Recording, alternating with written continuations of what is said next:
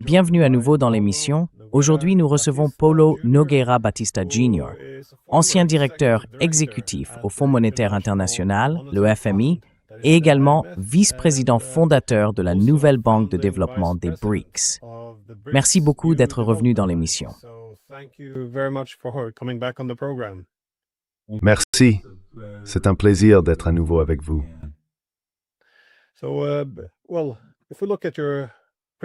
Donc, si l'on examine vos positions précédentes, une partie de cela reflète bien sûr les changements plus larges du monde actuel. Le système économique, autrefois centré sur l'Occident, qui a dominé pendant très longtemps, cède la place à de nouvelles institutions, davantage définies par la multipolarité et, je suppose, par une portée mondiale. Mais l'un des développements qui pourrait alimenter ce phénomène est bien sûr la perte de crédibilité de certaines institutions occidentales.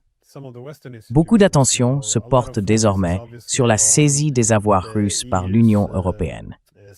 Je sais que cela sort habituellement de votre domaine principal d'expertise, mais je me demandais ce que vous en pensiez et quelles pourraient en être les conséquences.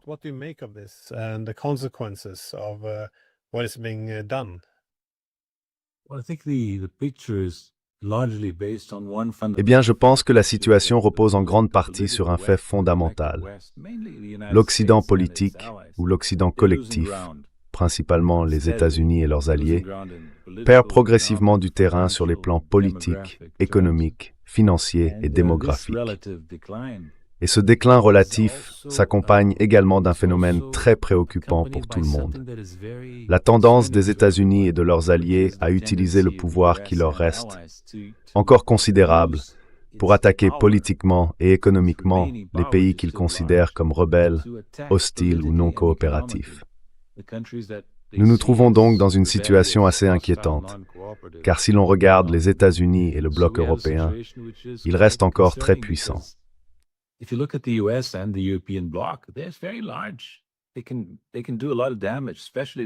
peuvent causer beaucoup de dégâts, surtout les États-Unis.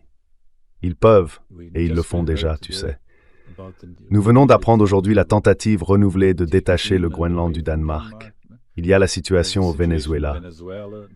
La stratégie de sécurité nationale récemment rendue publique par les États-Unis, qui, entre autres, met l'accent sur l'hémisphère occidental comme sphère d'influence des États-Unis, ce qui, bien sûr, inquiète beaucoup tous les Latino-Américains attachés à leur indépendance, les Canadiens et même le Danemark et l'Europe, parce que, géographiquement parlant, le Groenland fait partie de l'hémisphère occidental que l'administration Trump considère désormais comme son propre arrière-cour, pour ainsi dire.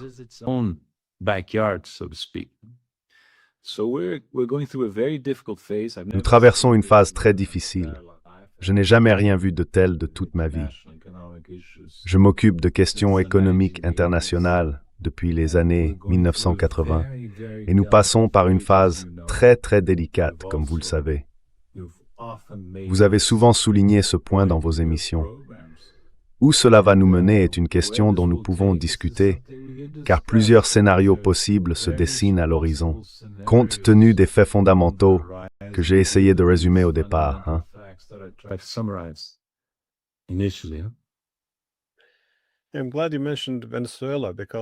Je suis content que tu aies mentionné le Venezuela, car cela s'inscrit dans l'évolution actuelle, où l'approche fondée sur des règles s'effondre.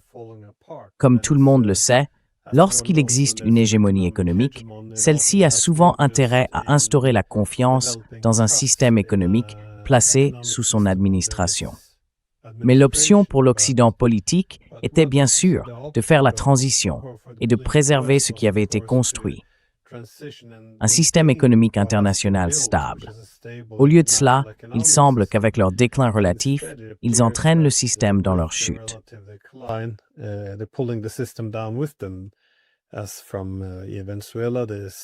En ce qui concerne le Venezuela, le vol de pétroliers entiers, le blocus, avec des justifications très étranges.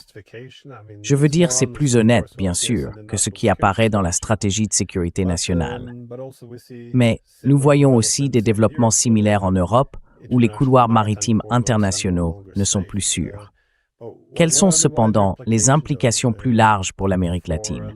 Parce que, comme vous l'avez dit, si les États-Unis transforment cela en une sorte une version déformée de la doctrine Monroe, à quoi cela ressemble-t-il pour l'Amérique latine sur le plan économique?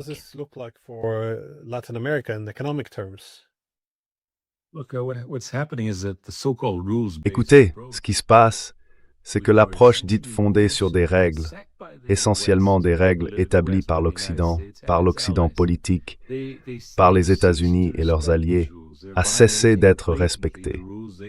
Ils violent ouvertement les règles qu'ils ont eux-mêmes créées parce qu'ils se sont rendus compte récemment que ces règles ne leur convenaient plus. Ainsi, au lieu d'une approche fondée sur des règles, on a désormais une approche où il n'y a plus de règles du tout. C'est l'arbitraire des États-Unis qui prévaut. Regardez, c'est très grave. Si l'on observe ce qui s'est passé avec les accords commerciaux, les États-Unis ont, au cours des dernières décennies, depuis les années 1990, signé et formellement approuvé un certain nombre de traités de libre-échange avec le Mexique et le Canada, avec plusieurs pays d'Amérique latine, avec la Corée, et ainsi de suite.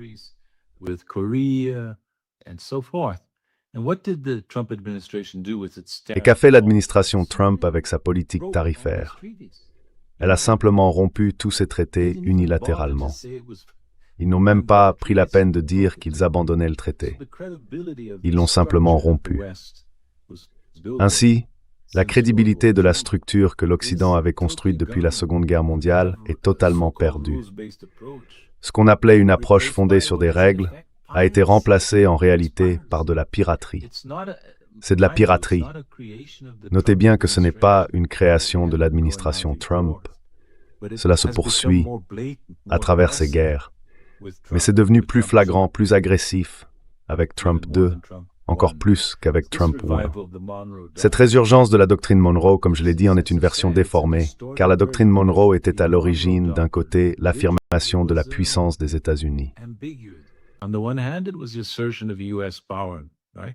But on the other, it was a stance taken by Mais d'un autre côté, c'était une position prise par les États-Unis, une puissance émergente, contre les puissances coloniales européennes qui, à l'époque, avaient tendance à intervenir en Amérique latine. Les États-Unis étaient donc, pour ainsi dire, de notre côté, du côté des Latino-Américains.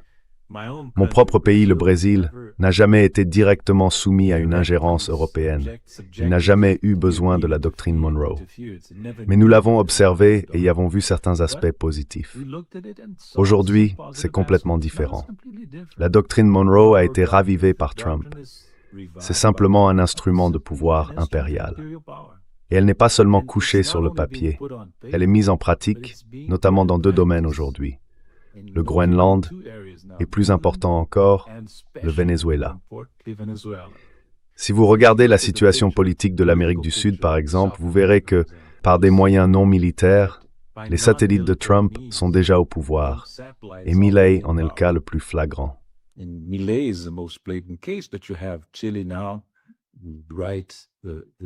Le Chili aujourd'hui, la nouvelle droite, l'extrême droite, a remporté les élections en Bolivie. Le Pérou est déjà sous un gouvernement de droite, l'Équateur aussi. Ainsi, ce qu'il reste en Amérique du Sud pour s'opposer aux plans impériaux des États-Unis, c'est la Colombie, avec Petro, et surtout le Brésil, en raison de sa taille. Mon pays, le Brésil, sous Lula, l'actuel président, n'est pas disposé à envisager une quelconque doctrine Monroe telle que comprise par l'administration Trump. Je peux vous l'affirmer très clairement. Bien sûr, regardez les dangers auxquels nous faisons face. En 2026, nous aurons des élections présidentielles au Brésil, et si Lula n'est pas réélu et que l'élection revient à l'extrême droite, nous aurons un autre allié important soumis au plan des États-Unis, le clan Bolsonaro, ou un allié de la famille Bolsonaro, voire l'un des membres de la famille eux-mêmes.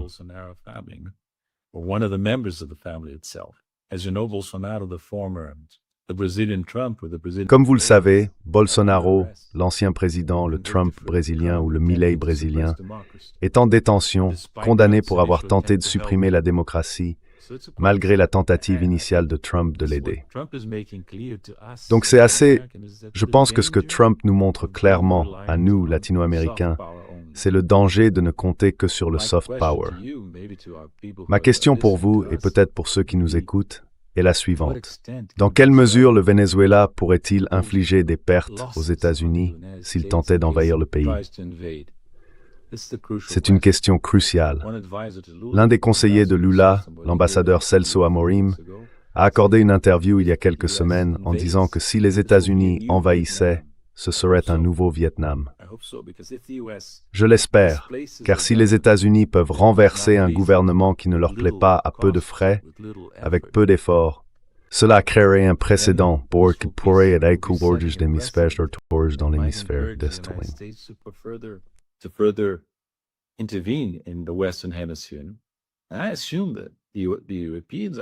Je suppose que les Européens sont eux aussi préoccupés par cette situation, non seulement à cause de Riemann, mais aussi parce que la stratégie annoncée par l'administration Trump est essentiellement anti-européenne.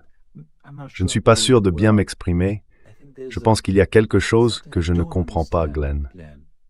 Peut-être peux-tu m'aider à saisir comment les États-Unis pensent pouvoir rendre l'Amérique à nouveau grande, tout en se montrant hostiles envers leurs alliés traditionnels, notamment les Européens. Quel sens cela a-t-il sur le plan stratégique? Ne veulent-ils pas contenir la Chine? Alors, s'ils veulent contenir la Chine, comment peuvent-ils simplement ignorer les Européens dans cet effort? Pour moi, il n'est pas clair ce que signifie réellement la stratégie américaine. Elle pourrait en réalité affaiblir les États-Unis au lieu de les rendre à nouveau puissants.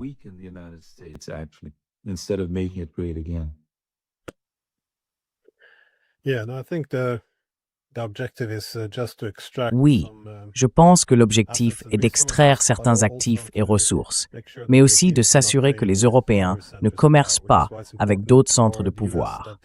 C'est pourquoi il est important pour les États-Unis que les Européens se découplent dans une certaine mesure de la Chine, ainsi que de la Russie, bien sûr.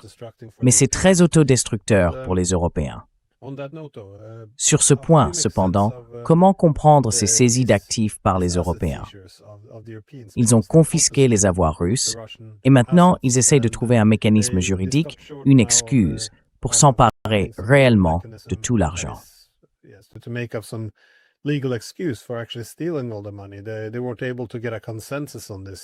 Ils n'ont pas réussi à parvenir à un consensus à ce sujet, mais malgré tout, ils ont déjà pris les revenus provenant des avoirs russes, ce qui en soi n'est pas légal non plus. Macron avait déjà souligné que nous ne pouvions pas voler les avoirs eux-mêmes, mais que les revenus, cela passait.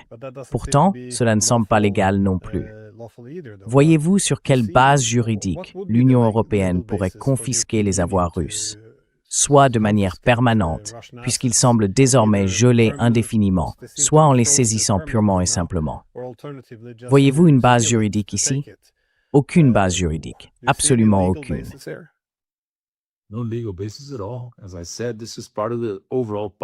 Comme je l'ai dit, cela fait partie du pillage général que pratiquent les Européens et les Américains. En ce qui concerne les réserves internationales de la Russie, il y a en réalité 3 étapes. La première, qui est également illégale, a consisté à les geler, à empêcher la Russie d'utiliser ses ressources. La deuxième étape consiste à confisquer les revenus, les intérêts générés par ces avoirs gelés. Et la troisième étape serait une saisie pure et simple, une confiscation totale. Que provoque cela? Cela renforce l'idée, dans le Sud global et dans le monde entier, que l'euro n'est pas digne de confiance, que le système financier européen n'est pas fiable, qu'on ne peut pas faire confiance à l'Europe, pas plus qu'aux États-Unis, voyez-vous.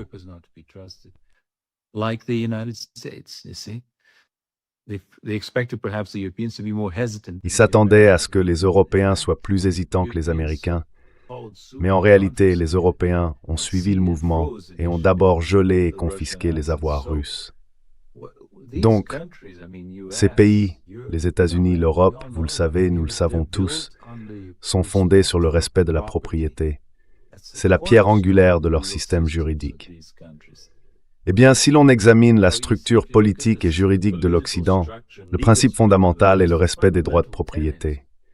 Or, ce qu'ils font avec la Russie, avec le Venezuela, avec l'Iran, avec d'autres pays, c'est simplement ignorer les droits de propriété de ces nations. Dans le cas de la Russie, ils ont d'abord gelé les avoirs. C'est déjà illégal.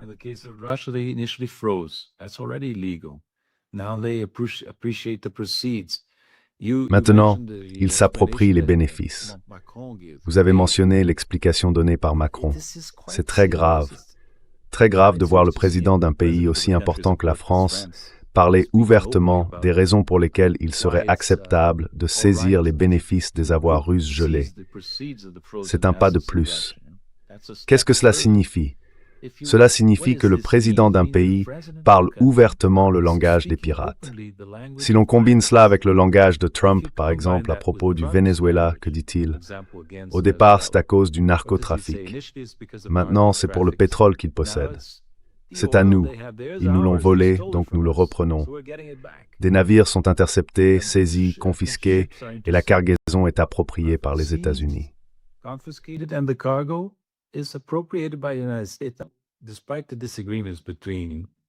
Malgré les désaccords entre l'Europe et les États-Unis, ils sont unis sur un point. Ils se comportent comme des pirates. Ils s'emparent des avoirs des pays. Vous savez, ce que Trump a fait au Venezuela est déjà un scandale. Il a d'abord prétendu qu'il luttait contre le narcotrafic, ce qui était clairement un prétexte. Maintenant, il dit ouvertement qu'il veut le pétrole du Venezuela et que le pétrole du Venezuela appartient aux États-Unis parce qu'il leur aurait été volé d'une manière ou d'une autre. Donc ce qui se passe en Occident, dans l'Occident politique, c'est un déclin marqué de la qualité du leadership, un comportement que je considère comme autodestructeur, vous savez.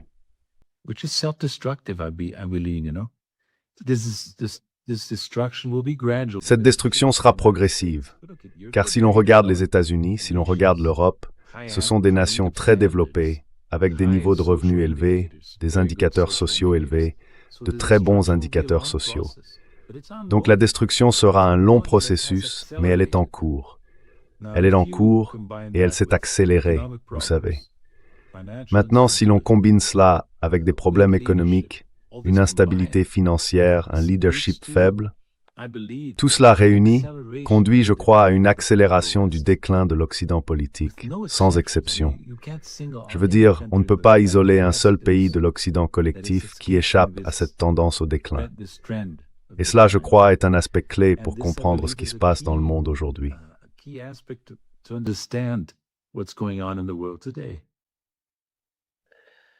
J'ai remarqué qu'en Europe, chaque fois que quelqu'un parle du droit international ou de l'instabilité du système financier, cela est immédiatement contrecarré par un argument normatif ou moralisateur.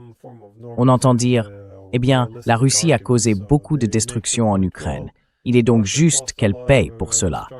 Nous allons saisir leur argent et faire ceci ou cela. » Mais c'est un principe très étrange. De nombreux pays ont fait la guerre, pas seulement les Américains, mais aussi les Européens. L'idée que le monde devrait commencer à saisir l'argent de tout le monde pour le donner à ceux qu'on considère comme les victimes innocentes, ce n'est pas ainsi que les choses fonctionnent. De plus, Orbán a fait un commentaire. Il a dit que, puisque les Européens ont essentiellement accordé des prêts qu'ils ne peuvent pas vraiment couvrir, ils sont désormais impliqués dans la guerre. Autrement dit, ils ne peuvent plus se permettre la paix, car ils ont besoin que la Russie paye des réparations. Ils ne peuvent pas se permettre de rendre l'argent qu'ils ont déjà pris. À quel point pensez-vous que cela est significatif? How significant do you think this is?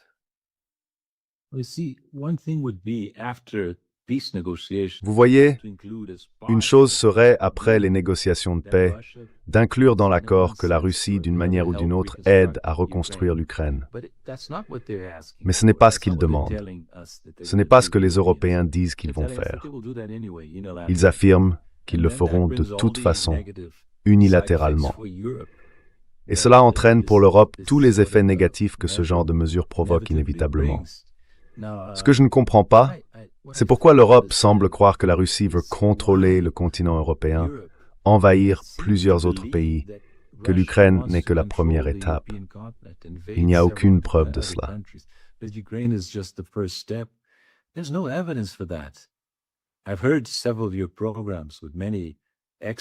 J'ai écouté plusieurs de vos émissions avec de nombreux experts et tous soulignent ce point très clairement. Franchement, je ne comprends pas l'attitude de Trump envers ses alliés. Je ne comprends pas non plus l'insistance de l'Europe à vouloir affronter la Russie et ce faisant, à saper toute tentative d'aboutir à un accord de paix. Et pourquoi pense-t-il devoir se préparer à une guerre contre la Russie? La Russie a-t-elle vraiment la force de défier l'Europe dans son ensemble, d'envahir? A-t-elle le moindre intérêt à envahir la Pologne, la Roumanie ou les pays baltes? La Russie n'a pas besoin de territoire. C'est déjà le plus grand pays du monde.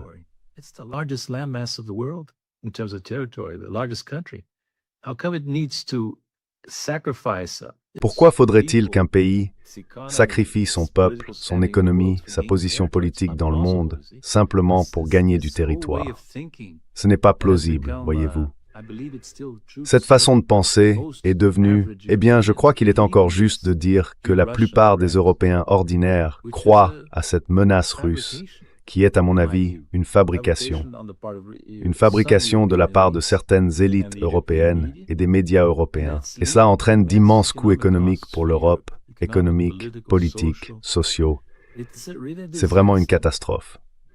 Donc je veux dire, les dirigeants traditionnels de l'Europe, la droite traditionnelle, disons-le ainsi, Macron aujourd'hui en France, Merz, Starmer en Grande-Bretagne, ce sont des dirigeants qui ont échoué. Ils échouent. Ils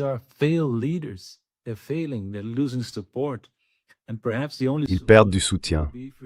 Et peut-être que la seule solution sera que l'Europe évolue, non pas vers la gauche, car la gauche est faible, n'est-ce pas? Partout, mais vers la nouvelle droite. La nouvelle droite pourrait au final être meilleure pour l'Europe que la droite traditionnelle qui gouverne aujourd'hui les principaux pays, vous voyez? Donc peut-être que la nouvelle droite, l'extrême droite comme on aime le dire, sera plus disposée à trouver un accord avec la Russie. C'est ce qu'on entend par exemple du côté d'Alternative für Deutschland. C'est aussi ce qu'on entend du Front National, je crois. Et c'est ce qu'il faut faire, en réalité, au nom des intérêts européens. Ce que les intérêts européens gagnent dans cette confrontation est très difficile à percevoir de l'extérieur.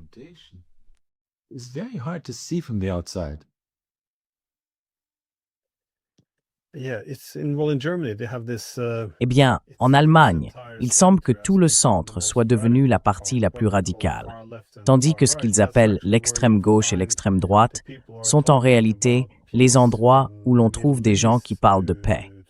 De la paix au Moyen-Orient à la paix avec la Russie. Ils parlent de réindustrialisation. Mais jusqu'à quel point pensez-vous que l'Europe est allée trop loin sur cette voie aujourd'hui? Parce qu'il semble qu'elle éloigne pas seulement les Russes et les Chinois, mais de plus en plus les États-Unis.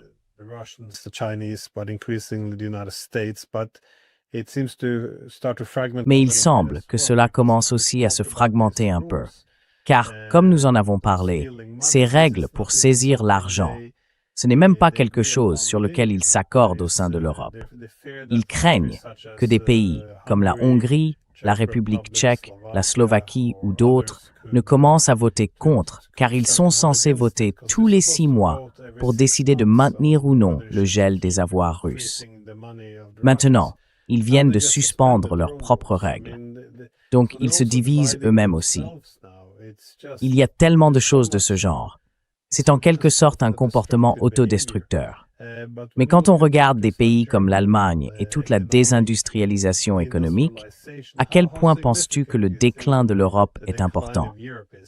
Est-ce désormais irréparable ou est-ce systémique?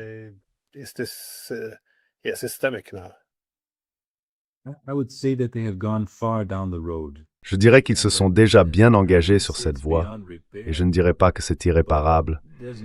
Mais il ne fait aucun doute que même s'ils reviennent sur certaines des attitudes qu'ils ont eues envers le reste du monde, il y a une perte de crédibilité, une perte de confiance qu'il sera très difficile de regagner. Vous connaissez le vieux dicton, la confiance est facile à perdre, difficile à retrouver.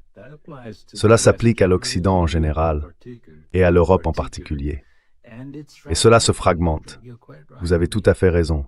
Je veux dire, l'Union européenne a toujours été une construction fragile, fondée sur des règles de décision difficiles à atteindre ou à appliquer. Par exemple, l'unanimité ou des majorités qualifiées très fortes. Laissez-moi vous donner un exemple de la semaine dernière. Je ne sais pas si vous avez suivi cela.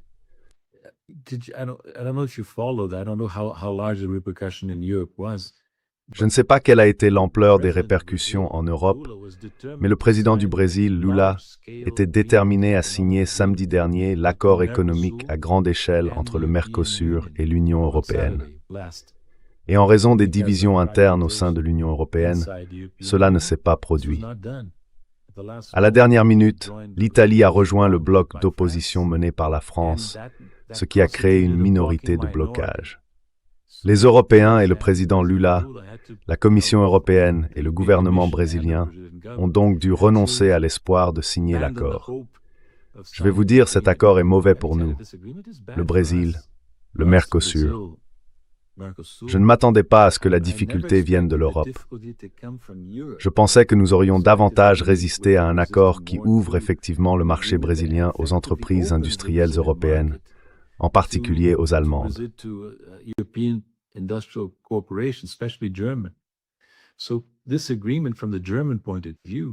Ainsi, cet accord, du point de vue allemand, aurait été un moyen de réduire les pertes subies par leur industrie en raison de la perte d'accès au gaz russe bon marché, de la concurrence chinoise et des droits de douane imposés par les États-Unis sur les exportations européennes.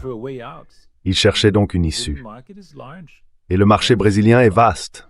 Le marché du Mercosur est vaste. Vous voyez, encore une fois, c'est une autre illustration, une énième illustration, de la fragmentation de l'Union européenne. Ils vont réessayer en janvier. Le président Lula a appelé la première ministre Meloni et elle a déclaré que selon le montant que l'Italie recevra du programme agricole commun, elle rejoindrait l'accord en janvier.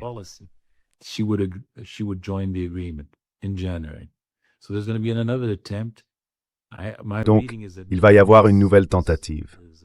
À mon avis, Meloni fait du chantage aux autres Européens. D'accord, je vais accepter cet accord, à condition que vous me donniez plus d'argent dans le cadre de la politique agricole commune. Et cela agit aussi comme une forme de pression sur le Brésil, car le Brésil s'est tellement engagé à signer cet accord très discutable que de fait, Meloni détient un certain pouvoir sur les intérêts déclarés du Brésil, vous voyez. Mais le point principal, je pense, c'est que l'Union européenne ne fonctionne plus comme un bloc. Son association reste importante, mais le mot bloc est bien trop fort pour décrire l'Europe aujourd'hui, compte tenu de ses divergences internes très marquées.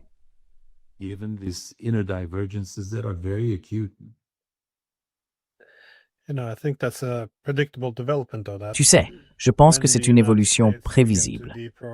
Lorsque les États-Unis commencent à accorder moins de priorité à l'Europe et que le monde devient plus multipolaire, les intérêts des Européens vont commencer à diverger de plus en plus.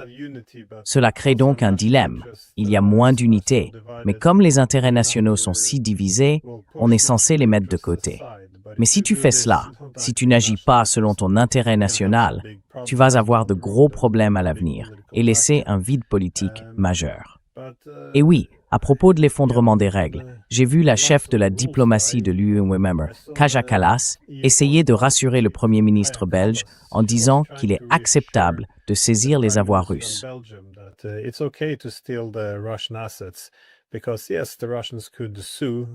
Parce que, oui, les Russes pourraient intenter un procès, étant donné que c'est manifestement illégal. Mais elle a essayé de le rassurer en disant qu'il n'existe aucun tribunal en Europe qui se rangerait du côté des Russes.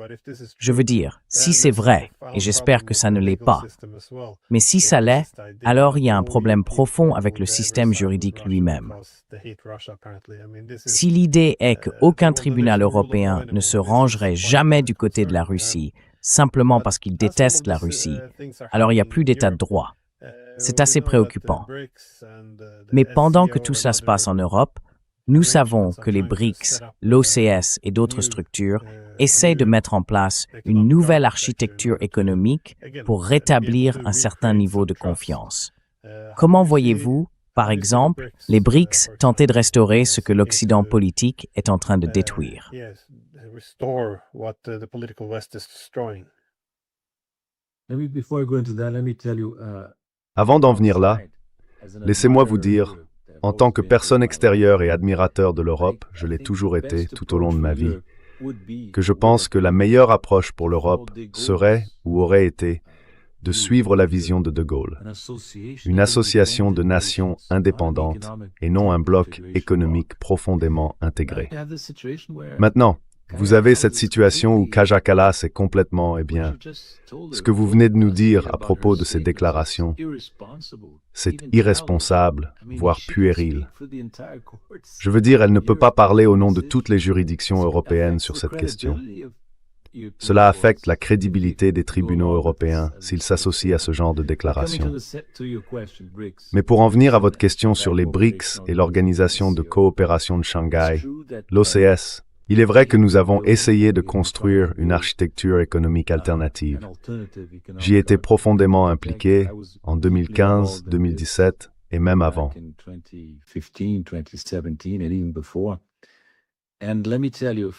Et laissez-moi vous dire, c'est important. Ça l'est vraiment. Je pense que la Chine est le pays qui a le mieux réussi à construire ces structures alternatives. Mais c'est un processus long et laborieux. Vous savez, une chose que les gens en dehors des BRICS ne réalisent pas, c'est qu'aucun des pays des BRICS ne voulait de confrontation avec l'Occident. Pas même la Chine, pas même la Russie. Je peux vous le dire d'après une longue expérience, d'après mes contacts avec des responsables chinois. La Chine est très prudente dans son langage. Elle ne voulait pas de confrontation. Elle voulait continuer à rivaliser dans un certain ordre avec les Américains et les Européens. Et elle réussissait. Elle ne voulait pas changer cela. Donc, depuis que les BRICS ont commencé à se réunir en 2008, je peux vous dire, en tant que participant, que les Russes ont toujours été très modérés dans cette approche.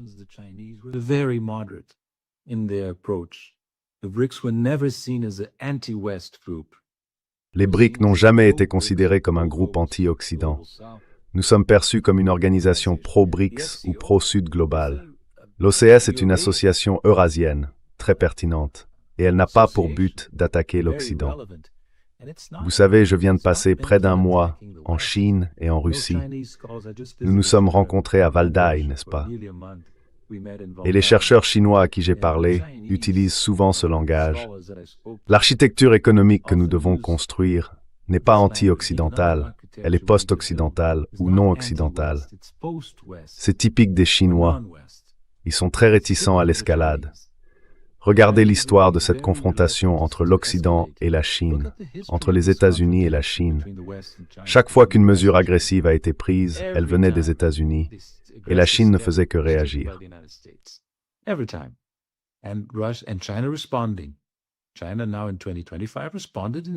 La Chine, en 2025, a réagi de manière très marquée et a montré qu'elle était capable de contrer efficacement les objectifs américains.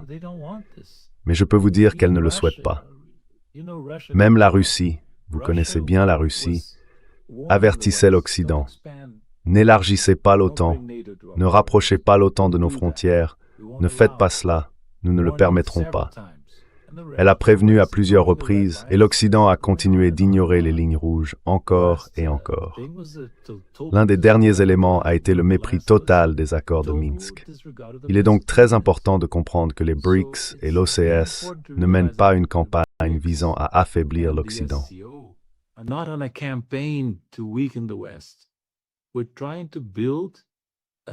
Nous essayons de construire des voies alternatives, des options alternatives, parce que le système dominé par l'Occident est vicié, profondément vicié.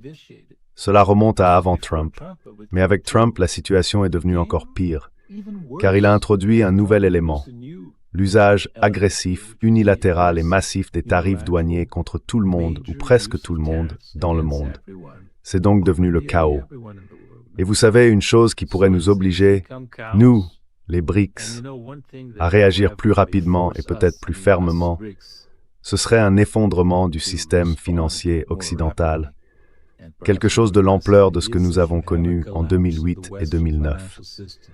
Car à cette époque, les États-Unis n'étaient pas aussi faibles et l'Europe n'était pas aussi faible qu'elle l'est aujourd'hui sur les plans économiques et financiers.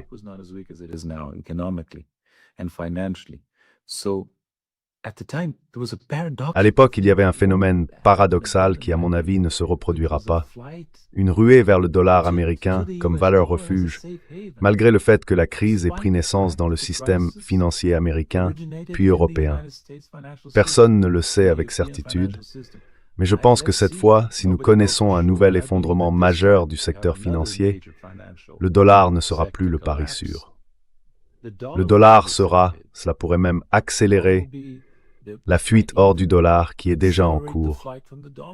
Les pays et les particuliers se débarrassent de leurs investissements américains, de leurs actifs américains, et se tournent vers l'or, vers l'argent, vers l'euro, au moins un peu, vers d'autres devises occidentales, et dans une certaine mesure vers le renminbi.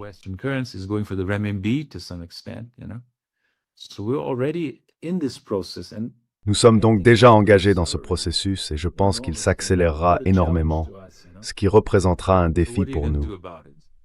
Alors, que va-t-on faire à ce sujet? Les États-Unis sont en train de démanteler le système. Ils ne peuvent plus le contrôler. Allons-nous rester là à regarder ou allons-nous tenter autre chose? Pour ma part, et je sais que je suis minoritaire au sein des BRICS, je pense que nous devons construire un système différent plus rapidement. Encore une fois, il ne s'agit pas d'être anti-occidental, mais d'entrer dans une ère post-occidentale indépendante des sanctions et de l'agression occidentale. C'est une tâche immense, je le reconnais, mais avons-nous le choix? Je ne le crois pas.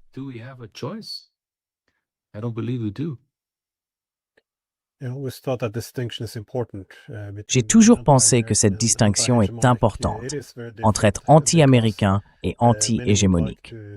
C'est très différent, car beaucoup veulent encore coopérer et travailler aussi étroitement que possible avec les États-Unis et l'Occident, mais bien sûr sans être sous leur domination. Mais il est étrange qu'il n'existe aucune mesure de protection pour le moment où la prochaine crise économique surviendra.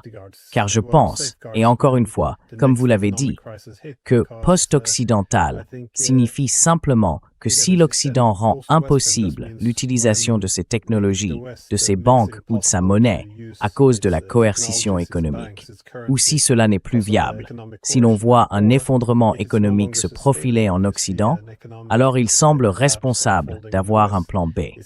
Et s'il y a bien quelqu'un qui devrait élaborer un plan B, on pourrait penser que ce serait les BRICS. Il semble simplement que beaucoup de gens commencent maintenant à comprendre où tout cela mène, car une crise semble se profiler à l'horizon. Mais juste une dernière question. Voyez-vous cela aussi? Pensez-vous qu'une crise économique se prépare?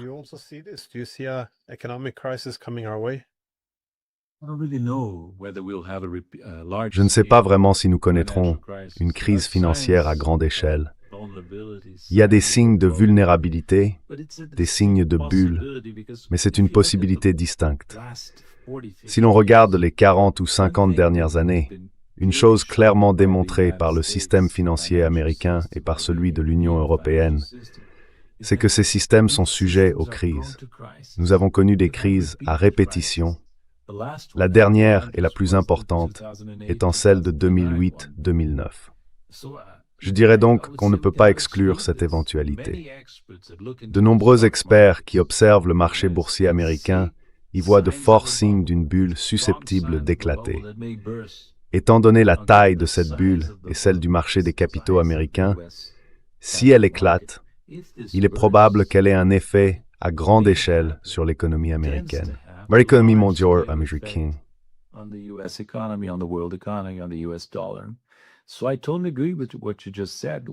Je suis tout à fait d'accord avec ce que vous venez de dire. Nous avons besoin d'un plan B. J'ai déjà exprimé ce point sous différentes formes à plusieurs reprises lors de discussions internes avec des chercheurs chinois et russes. Nous avons besoin d'un plan B, car si un effondrement soudain du système financier occidental devait se produire, tout le monde chercherait désespérément des alternatives. Pensez simplement à la Chine. Que se passera-t-il si le dollar américain n'est plus perçu comme une valeur refuge? Il pourrait faire face à un afflux massif de capitaux spéculatifs fuyant les États-Unis. Cela placerait l'économie chinoise et la Banque centrale devant des choix très difficiles et désagréables. S'ils laissent leur monnaie s'apprécier à grande échelle, cela pourrait nuire à leur compétitivité.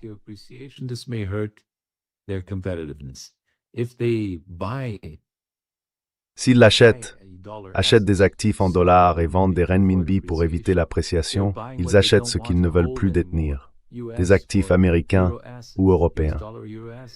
La seule alternative, qui ne serait pas idéale mais moins coûteuse selon moi, serait que les Chinois bloquent les entrées de capitaux en renforçant les contrôles à l'entrée.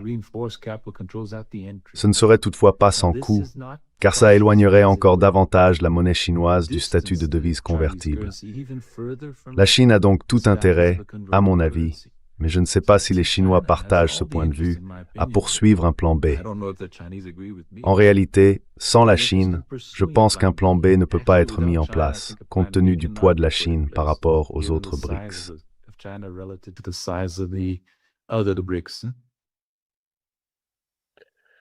Well, thank you for taking the time and Eh bien, merci d'avoir pris le temps de me laisser profiter de votre expérience et d'avoir expliqué la situation à laquelle nous faisons face, car c'est vraiment inhabituel, vraiment très inhabituel. Je n'ai jamais rien vu de tel de toute ma vie. Je veux dire, pendant un certain temps, oui, on a vu un peu d'or saisi à de petits ou moyens pays, peut-être un pétrolier iranien détourné, mais bien sûr, on continue à aller toujours plus loin dans cette direction.